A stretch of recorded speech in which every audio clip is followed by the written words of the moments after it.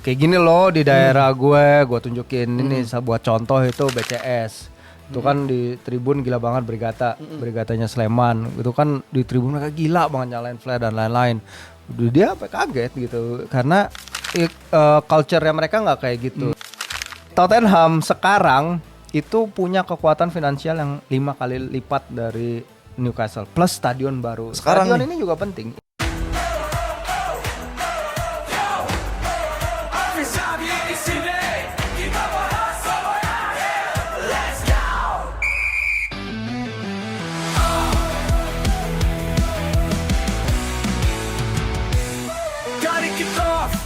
Sampai injury time, bicara bola gak ada finish line. Strategi, gosip, dan transfer panas.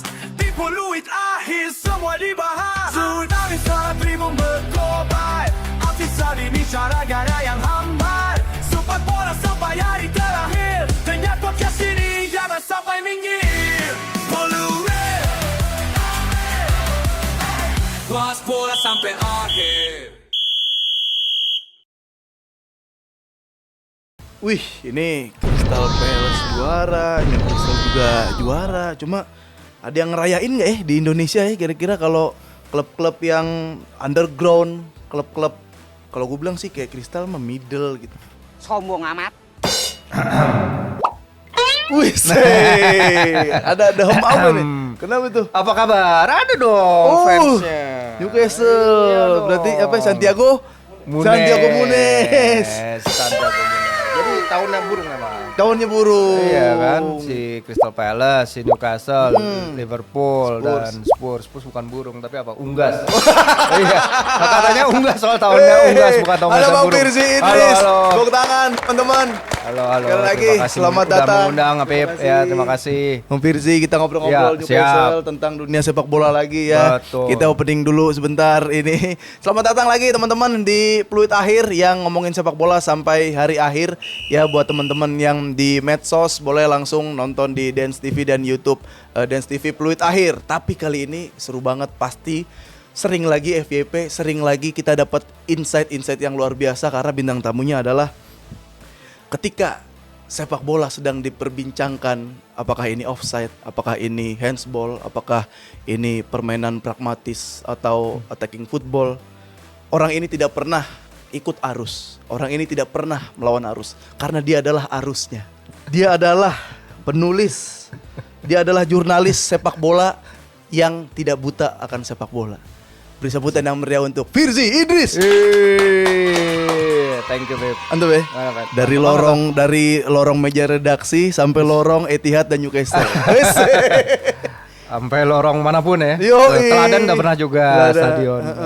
Nah itu nanti gue Iya. bahas Bang tentang Iya. kayak lu sekolah di sono, kuliah di sono apa aja. Tapi kalau ada yang nanya Firzi Idris nih, siapakah Firzi Idris? Gua apa ya?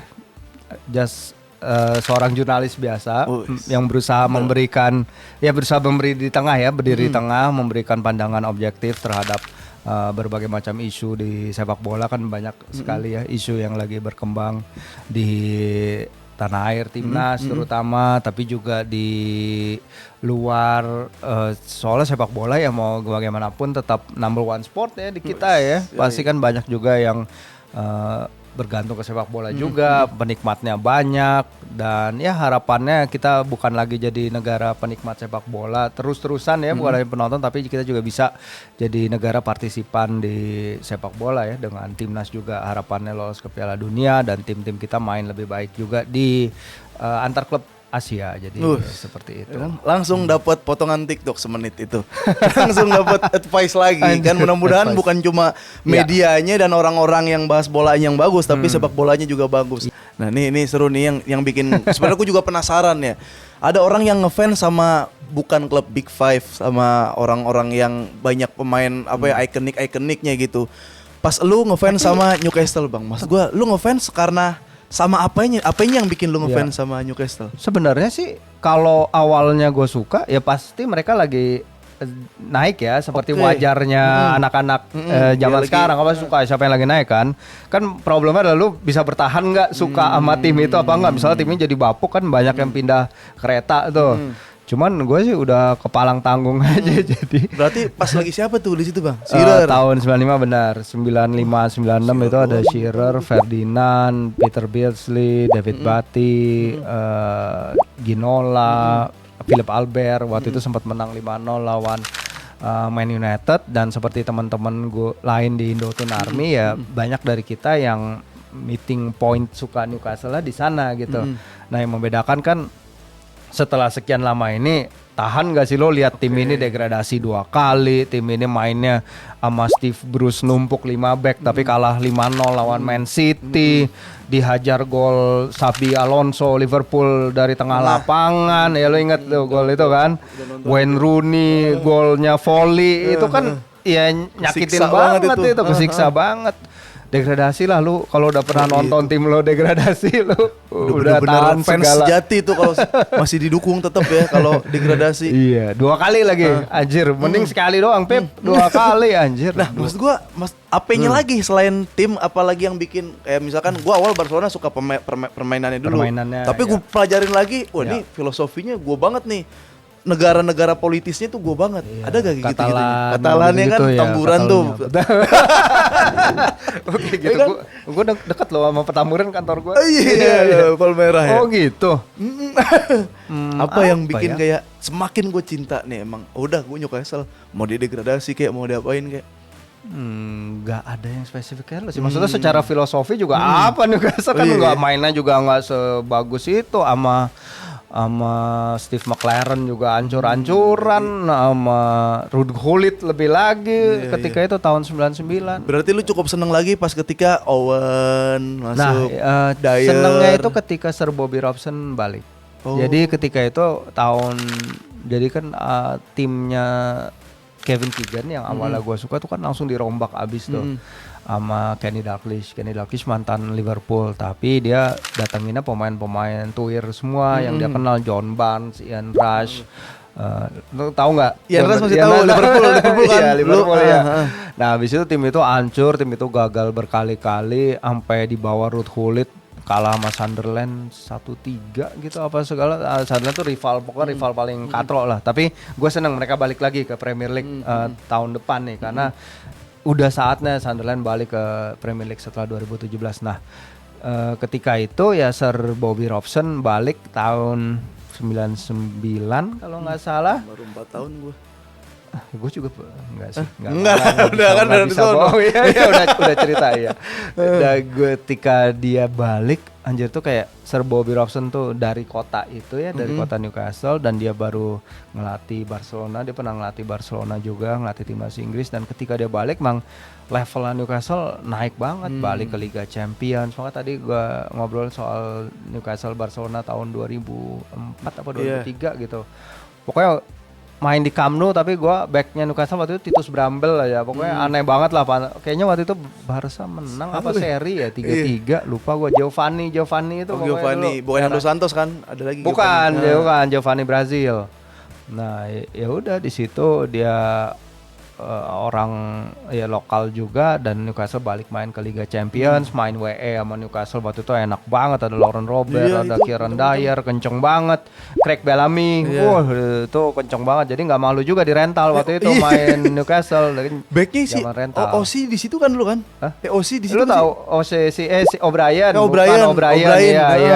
Given juga bagus itu, emang gacor itu.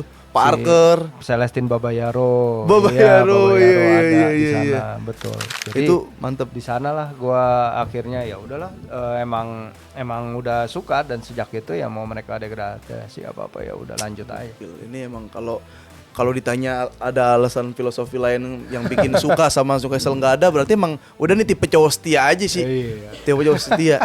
Nah, apalagi kalau misalkan sekarang udah jago-jago, pemainnya udah kayak Isak juga Barcelona dulu ngincer, terus sempet pada bagus-bagus lah si Anthony Gordon juga ya. Nah, Gordon. Kalau misalkan tiba-tiba banyak ada klub yang bagus, merekanya juga mau kayak nge-challenge lagi dirinya, pada pindah semua, gimana tuh? Iya, emang susahnya di era PSR sekarang kayak gitu ya Pip ya, karena Premier League 6 besar itu kan ya mereka udah punya kekuatan finansial yang kuat. income mereka gede-gedean. Sementara Newcastle dan klub-klub lain yang berusaha naik ke atas itu kan harus bersaing dengan mereka yang udah mapan nih. Sehingga Newcastle, Bournemouth, Fulham dan lain-lain, Brighton terutama mereka ya mau nggak mau harus jual bintang mereka gitu, dan itu adalah part of football sekarang, mau nggak mau itu part of PSR.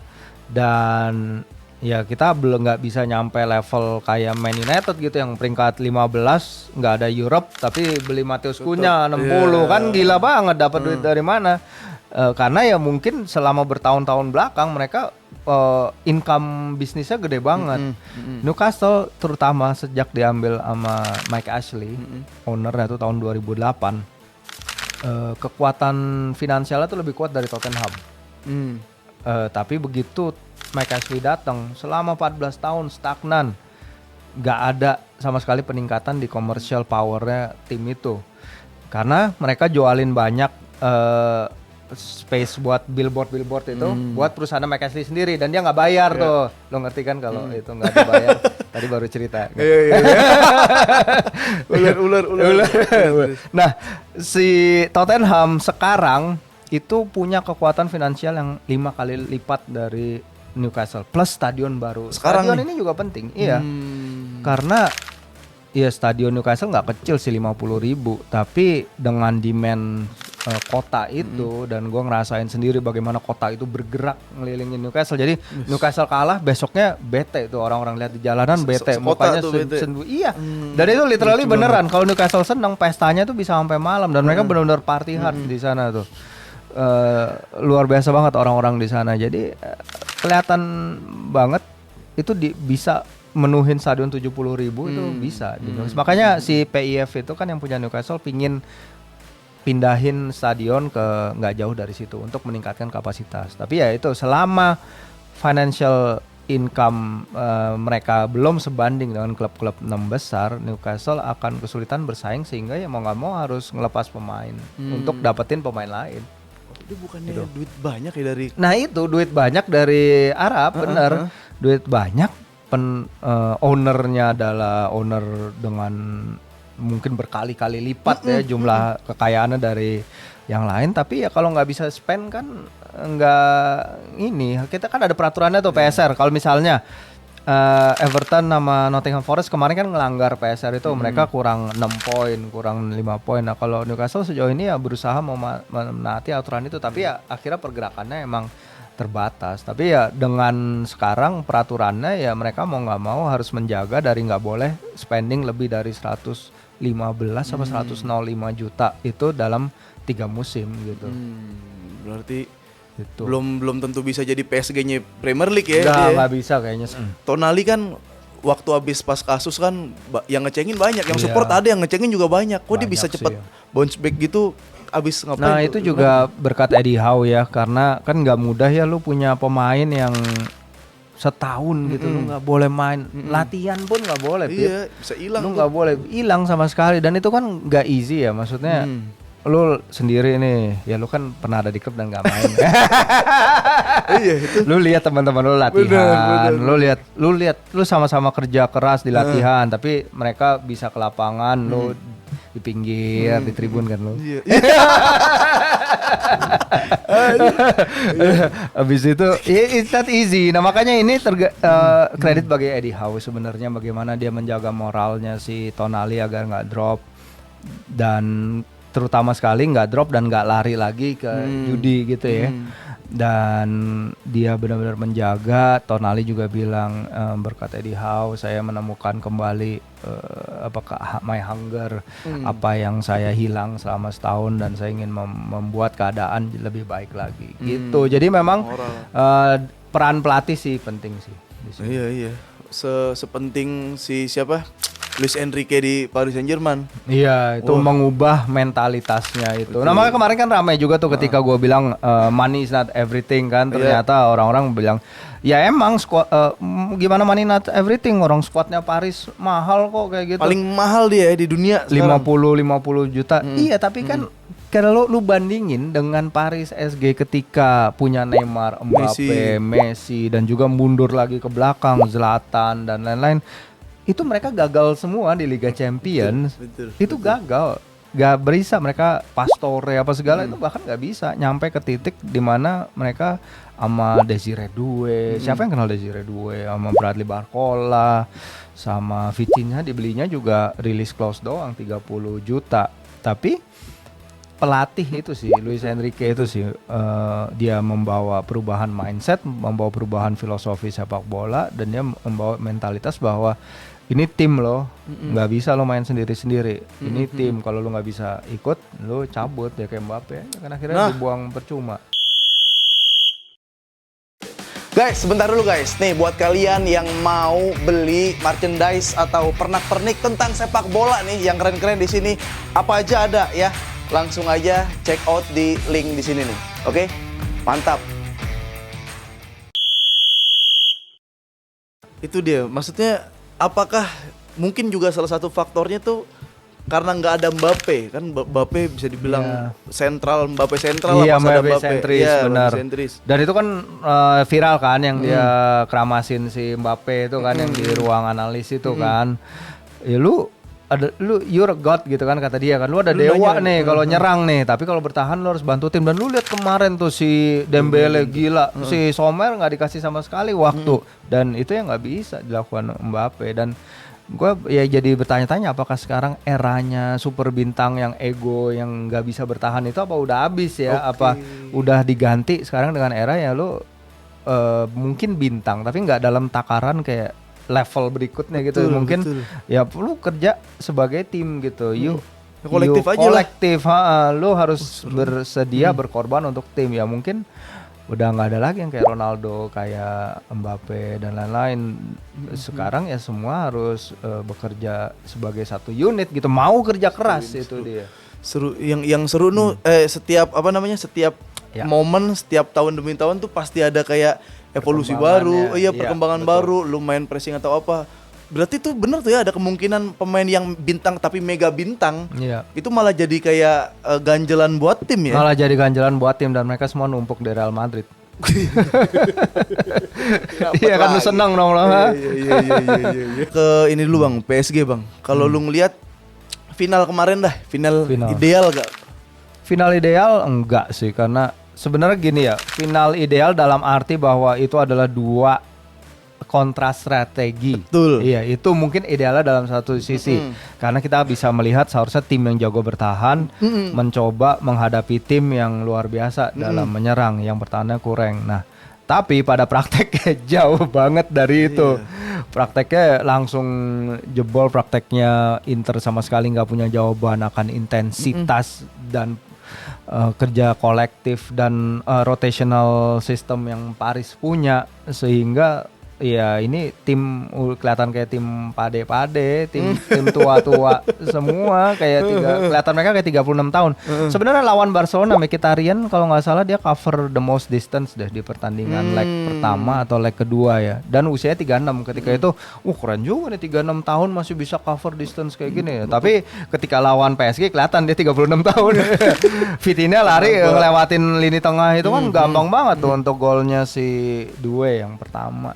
Ya itu kan kelihatan banget bagaimana lini tengah dilewatin cuman hanya dalam 6 operan gitu. Gua kalau hitung dari operan langsung. Iya itu makanya jadi nyeselnya di situ sih. Inter nggak show up aja. Mungkin kalau Inter yang versi ngelawan Barcelona muncul ya itu bisa jadi final ideal karena kontras strateginya itu. Cuma kalau udah kayak gini mas kalian aja udah Barcelona yang main biar sama-sama nyerang di itu kan seneng gitu ya. Hiburan tuh. Hiburan bener. Itu kalau gue ngelihatnya sih kalau gue kemarin tuh kayak Inter kayak baru dikabarin main bola malamnya.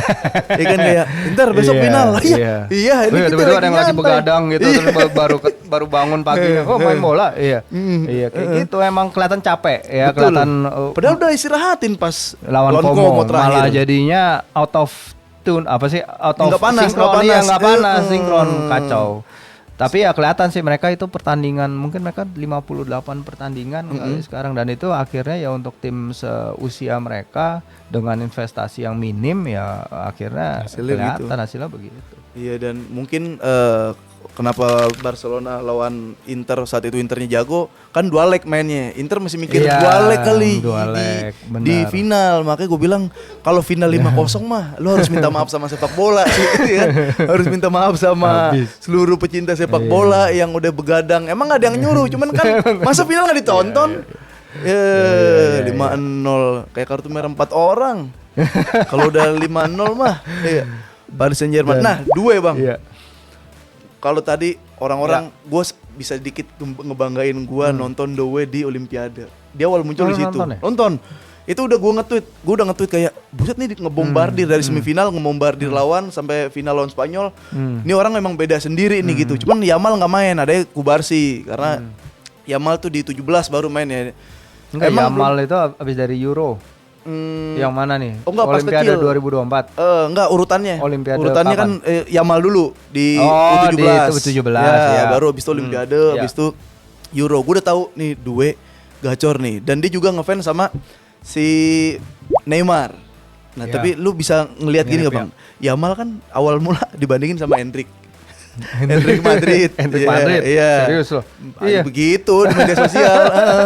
Orang-orang yang nonton bola di TikTok begitu ngelihatnya dibandingin sama Endrick, terus sama Arda Güler juga itu dijawab sama Om Haryo lah. Arda Güler. Jawabannya apa ketawa doang Om Haryo. Kalau Yamal sampai Vini, sama Rodrigo, sama Mbappe terakhir. Tapi gue ngelihat kayaknya Yamalnya sama Doe nih. Lu seharusnya head to head di final itu ya. Head to head di final tuh. Itu ya. Tapi ada Nation League sih memang ntar ketemu. Harus ketemu. Itu kan tensinya beda lah Pak. Beda. Nah, lu ngelihat ke depannya pemain dua ini gimana, Bang? Iya, kalau kita perlu rivalitas lagi ya di sepak bola ya. Kita belum tahu juga karakternya Doe itu seperti apa. Kalau misalnya apakah dia larger than life. Maksudnya kalau kita perlu rivalitas yang seru kan. Lamin juga kayaknya easy going aja ya nggak sih?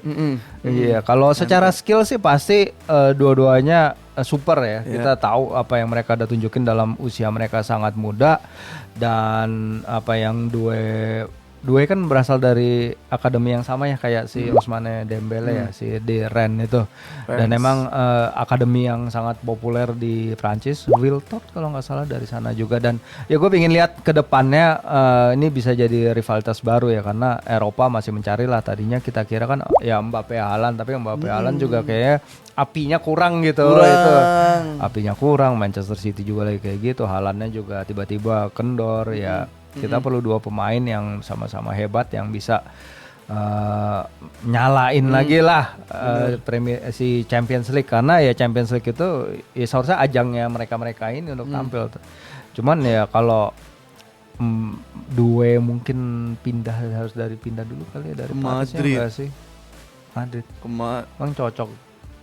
Madrid kalau ada pemain yang jago dikit nafsu dia. Bebas, tapi nunggu kontraknya habis dulu. Iya. Selalu gitu.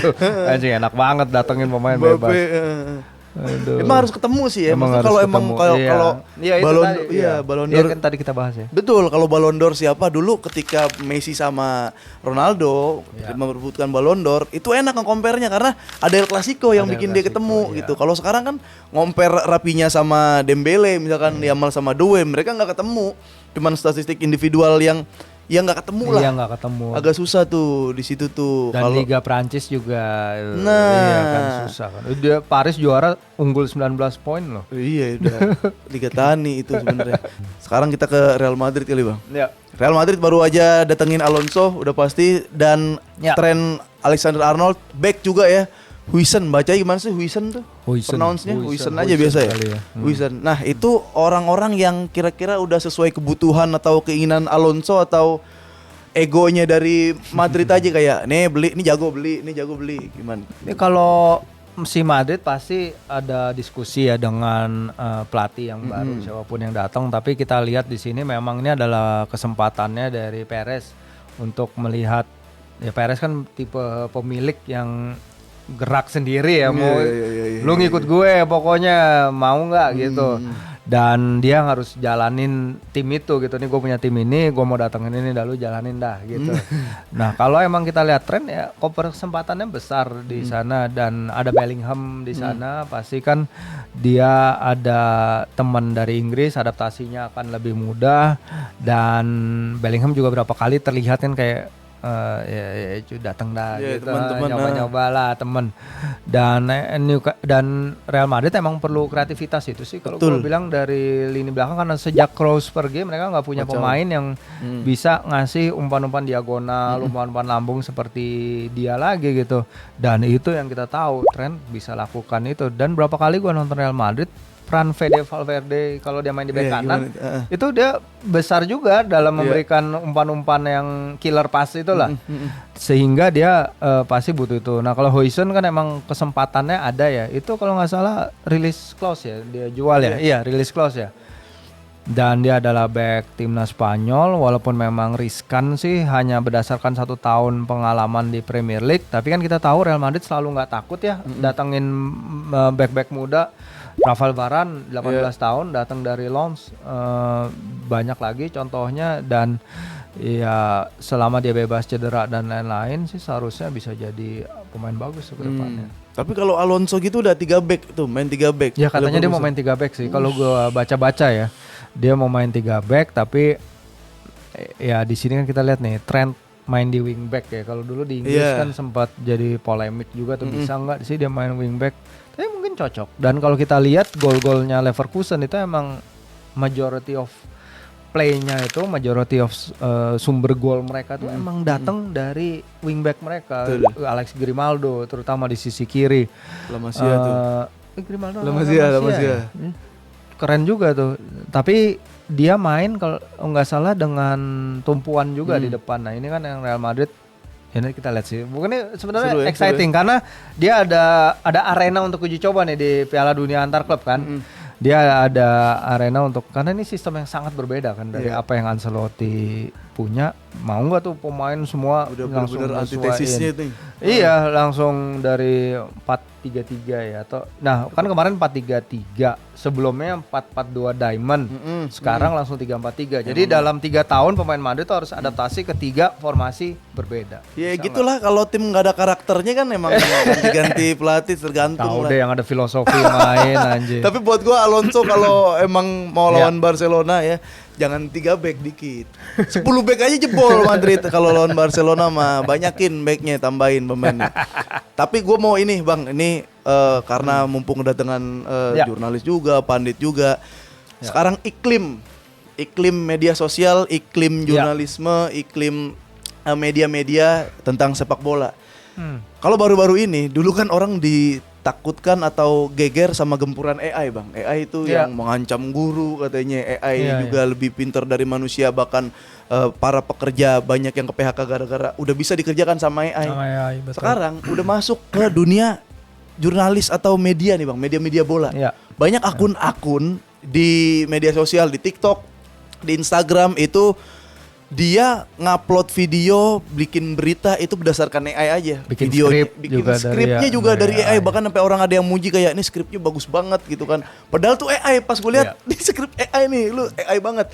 Nah, sebagai orang yang ya jurnalis, lu nulis juga berita gitu kan, ya kerja di tim di luar gitu. Lu ngeliatnya gimana Bang? Ini apa ya, ini unavoidable sih sebenarnya. Kan ini tak terhindarkan, ini adalah bagian dari perkembangan teknologi ya. Kita sebagai jurnalis juga, sebagai penikmat sepak bola juga ya, kita harus menerima perubahan ini dan beradaptasi sih. Kalau gue bilang kuncinya itu sih Pip, beradaptasi dengan perubahan. Karena sejak gue naik jadi reporter dulu ya, kita dari dunia cetak ke dunia online jadi dunia sosial, video dulu, terus kemudian banyak podcast, terus sosial media. Ini ever changing, dan dari analog ke digital sampai ke automation kayak sekarang.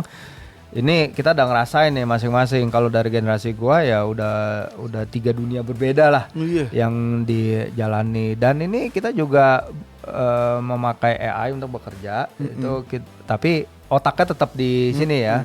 Otaknya tetap di sini, data-datanya kita cek ulang dan lain-lain. Tapi itu tadi makanya bedanya, kalau dulu nggak semua orang nggak ada lah yang bisa jadi media. Nah kalau sekarang kan semua orang bisa bikin, dan semurah itu kan bikin skrip, ngambil video juga comot-comot aja kiri kanan. Jadi ya ini tantangan kita semua di media untuk adapt dengan perubahan, tapi juga sebagai penikmat sepak bola kita juga harus wise ya melihat isi konten karena mungkin sekarang ada orang ngomong kayak gini kan udah gampang banget tuh sekarang makin realistis kan muke-muke orang itu kan kalau ngomong kayak gini bisa mulutnya doang gerak iya. Tapi ternyata ya itu pesannya harus hati-hati jadi kita nggak boleh lengah dan ini yang harus diperhatikan juga sama teman-teman di sosial media jangan gampang kemakan isu ya yang berkembang di sosial media karena biar bagaimanapun disinilah kalian juga tetap harus bergantung ke legasi media gitu ke media-media di bawah Dewan Pers yang akan bisa meluruskan isu-isu yang banyak berkembang di media sosial karena hoax di kita tuh udah angkanya udah gila-gilaan Pep ngeri bener jadi jangan kemakan apa yang lu lihat di TikTok terutama sekali di TikTok bener. IG dan Twitter mendingan sih tapi terutama sekali di TikTok masalahnya sekarang orang kita kan paling banyak masuk ke TikTok kan. Itu dia jadi guys ya kalau ditonton di TikTok jangan ditelan mentah-mentah ya ada orang nangis kayak di TikTok ada orang ketawa-ketawa ya joget-joget jangan langsung ditelan mentah-mentah itu dia. Nah, kali ini kita mau ke Best 11.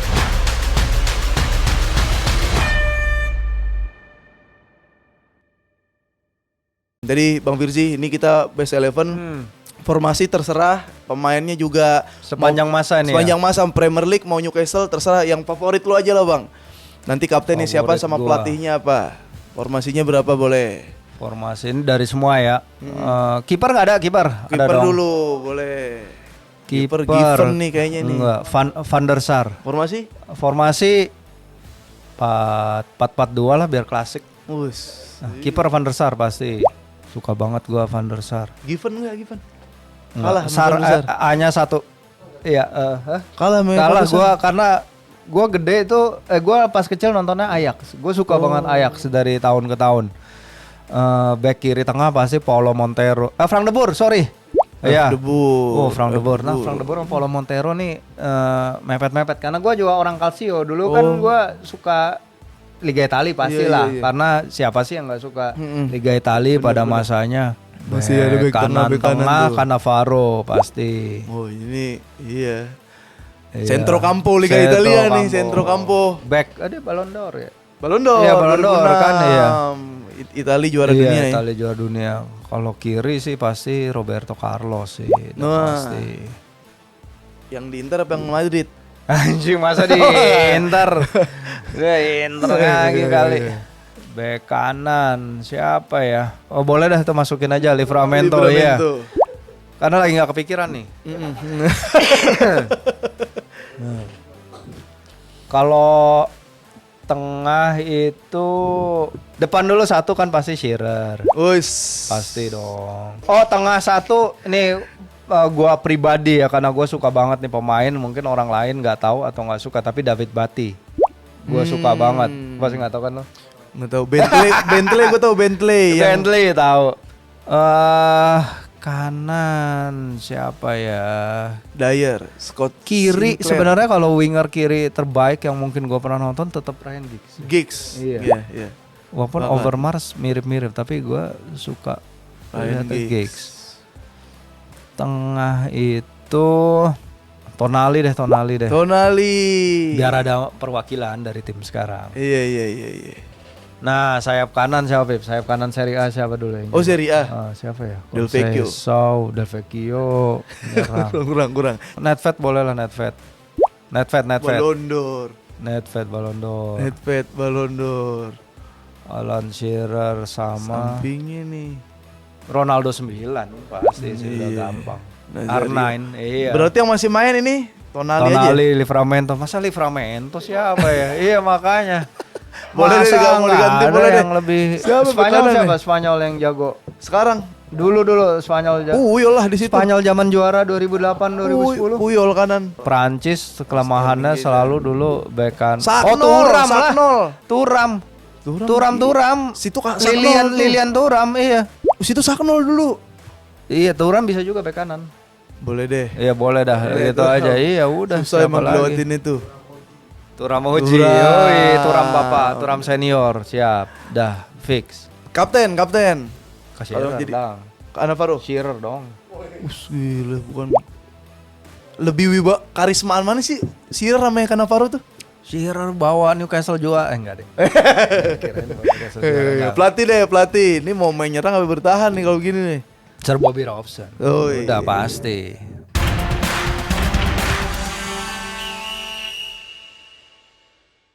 Oke, itu tadi best 11. Sekarang cepat aja bang, 1v1 bang. Oke. Kalau mau kasih alasan dikit boleh.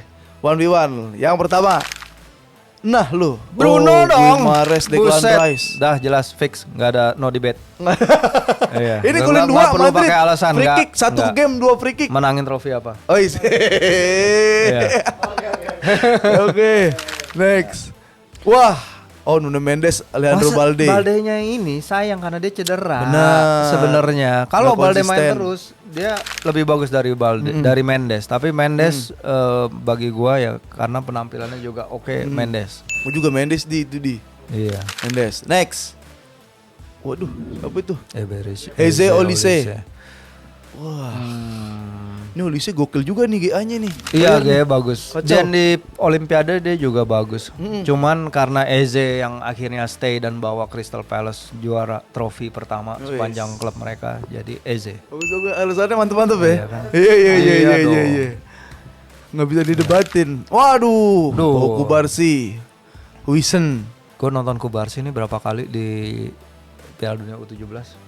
Wah, Cakep legend sih. itu. Legend sih. Heeh. Cuman untuk 17 sih kacau banget tuh. potensi karena gue lebih sering lihat Kubarsi, gue ke Kubarsi karena Huijsen ini ya hype kan, Ya. hype-nya dia potensi tapi gue nggak senonton itu Bournemouth. Jadi kalau Kubarsi gue udah ngikutin dari lama dan dia bola-bolanya keren sih Wow, dari barisan dia bisa belakang. killer pass. Iya killer pass Bisa gila dia sih. bola iya. spin chopper.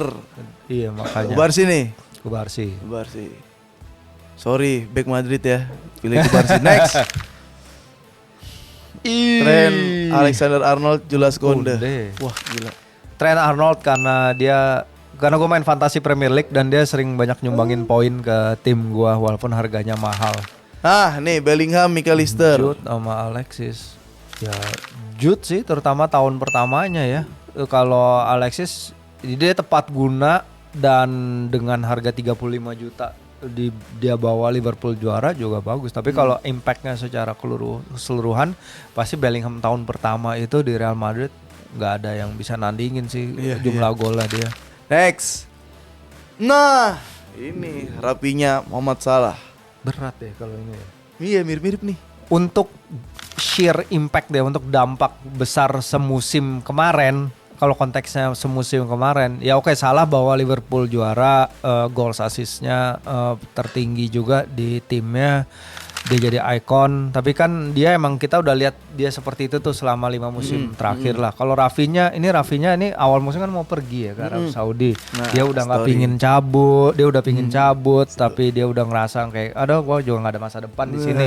Tapi dia ngobrol sama Hansi Flick, dia akhirnya menemukan passionnya lagi di Barcelona dan untuk dia bisa memimpin tim Barcelona itu sejauh ini ya di Liga Champions dan juga di La Liga sih. Kalau impact semusim doang Rafinha. Ya. Tapi kalau mundur beberapa Banyak. musim ya pasti Salah. Benar ya. Sama. No debate lah. Ya, tahun ini rapinya. Masih ada berapa di? 2 lagi. Udah jelas Gyökeres, Alexander Isak. Isak. Iya tapi kalau secara Berdasarkan apa? gol assist sih Gyökeres Gyökeres. gila sih 53 gol dari 50 pertandingan. Cuman kalau buat gue fans Newcastle ya pasti bias lah Isak. Waduh ini masih- susah banget. Wah, gue juga susah ini. Iya ini susah. Vitinha, Pedri. Bisa dua-duanya digabung aja nggak? Fusion.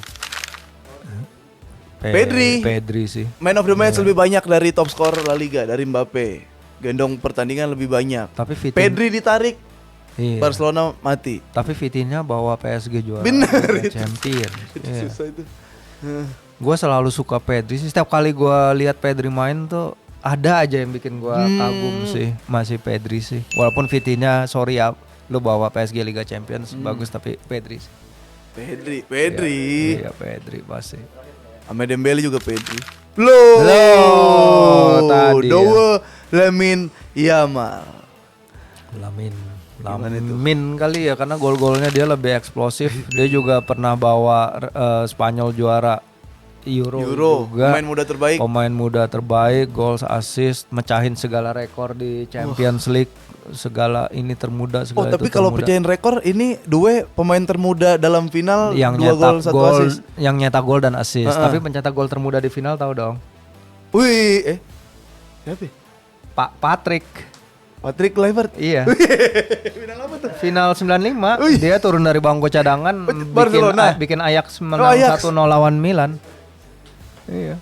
Iya. Termuda. Masih Lamin Coach sih kalau Patrick. gue bilang. Gol-golnya Lamin Itu gila gol-golnya tuh kok bisa kayak gitu. di PS ya, aja anak belum muda. bisa Iya. belum gua ada nggak bisa pencetannya lah. di PS.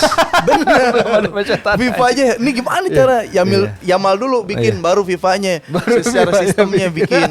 Bukan dibikin dari Iya FIFA sih, diikutin. enggak sih. Lamin Iya. Yamal nih. Lamin sih gua gila-gila banget itu. gol. Ada lagi? Udah, itu teman-teman boleh juga dipilih tadi ya, teman-teman dipilih siapa aja 1v1 yang mungkin ada yang nggak setuju sama kita silakan. Dan line up-nya juga udah tadi keren. Sekali lagi mengucapin terima kasih buat Bang Firzi, tepuk tangan lu dong. Thank you udah ngundang. Kasih Beb. udah Thank you siap. kasih cerita-cerita yang jadi pengen kuliah nih orang-orang di Newcastle ya, Ya, kerja di City doain, juga. didoain. Amin, terima kasih. Lancar. Sukses terus. Semoga dengan gempuran AI tetap menjadi berita yang kredibel dan bertanggung jawab. Siap, Mantap. terima kasih. Kalau gitu Afif Safi pamit, sampai ketemu di Pluit Akhir, ngomongin sepak bola sampai hari akhir. Dadah. Halo semuanya, jangan lupa nonton Pluit Akhir bareng gua Afif Safi. Dan kalau kalian mau nonton selengkapnya, langsung aja download Dance Go. Segera, langsung di-download tuh. Kalian pasti gak bakal nyesel karena masih banyak konten-konten yang seru lainnya. Oke?